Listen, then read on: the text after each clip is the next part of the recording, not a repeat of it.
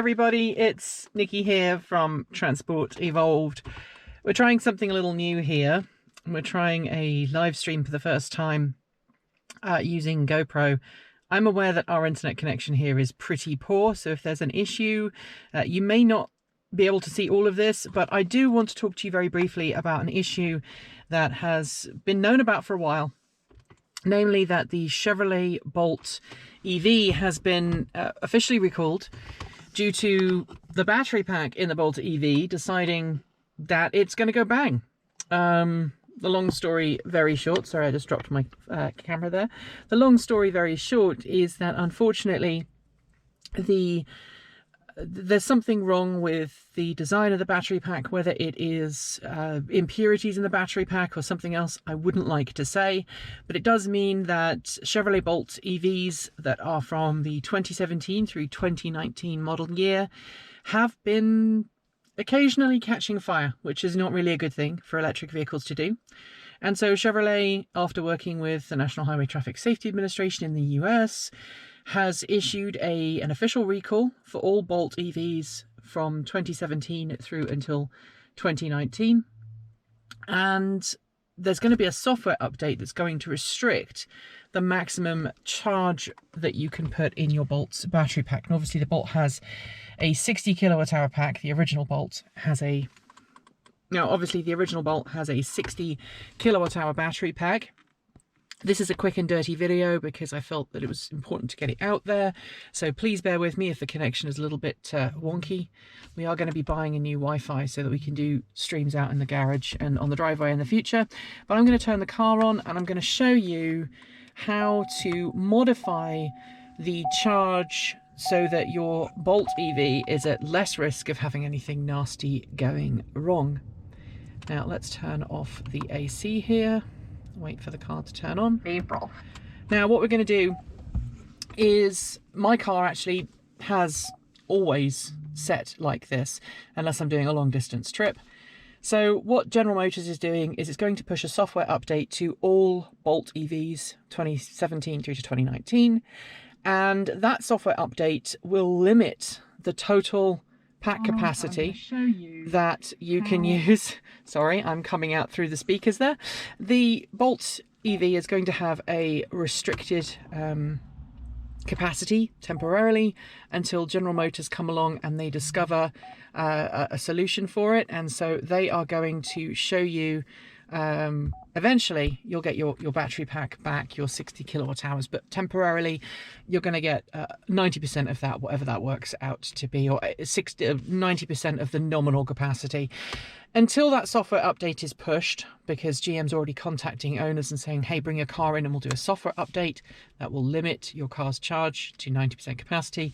Until that point, General Motors is asking all owners to change how their cars charge. Now, depending on the model year, if you go into energy settings, okay, into this menu here, you'll see that there is an option here called Hilltop Reserve. Okay, now Hilltop Reserve is a feature that is very useful for someone like me who lives on a hill.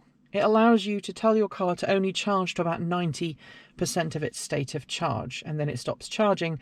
That means that when you go downhill, when you're driving downhill, you can actually use regenerative braking as normal.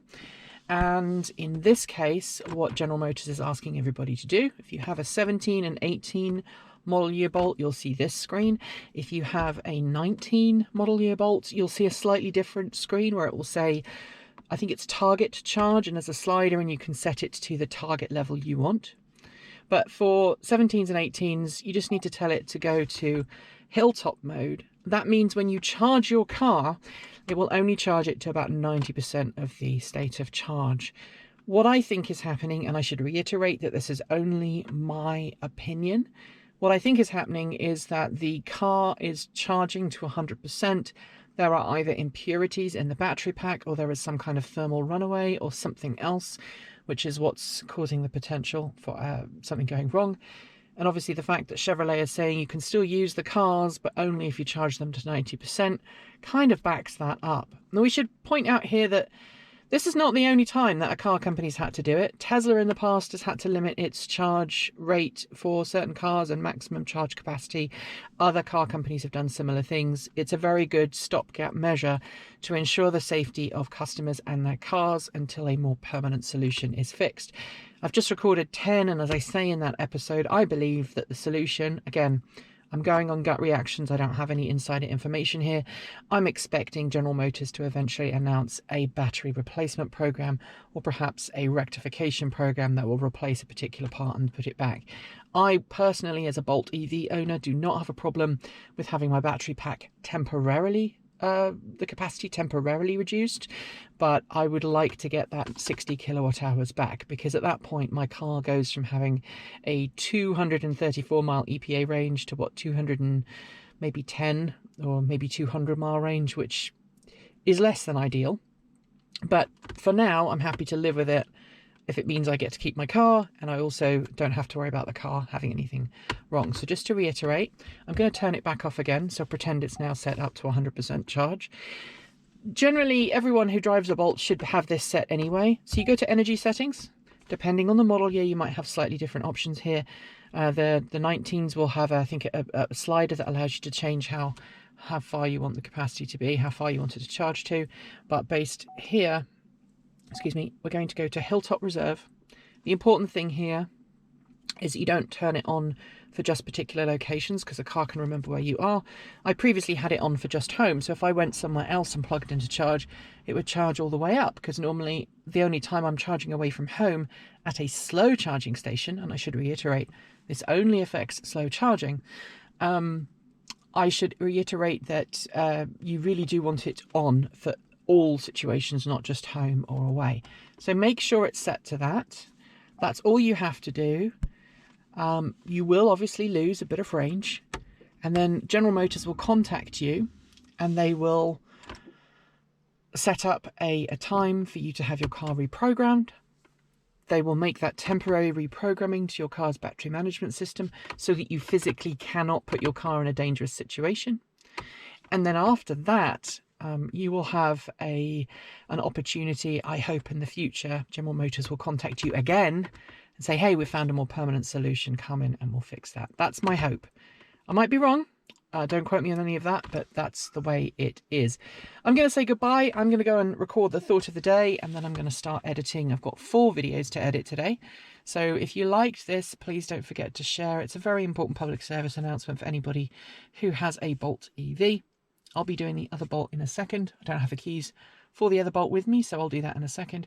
But as always, thanks for joining me. Don't forget to like, comment and subscribe, and you can support us using any of the normal links below. I'll be back later on today with another normal, regularly scheduled episode. Back tomorrow with TEN, and then on Sunday, our thought of the day. But if you know anybody with a Bolt EV, do make sure they've seen this or they know about the recall. Thanks for joining me, and as always, keep evolving.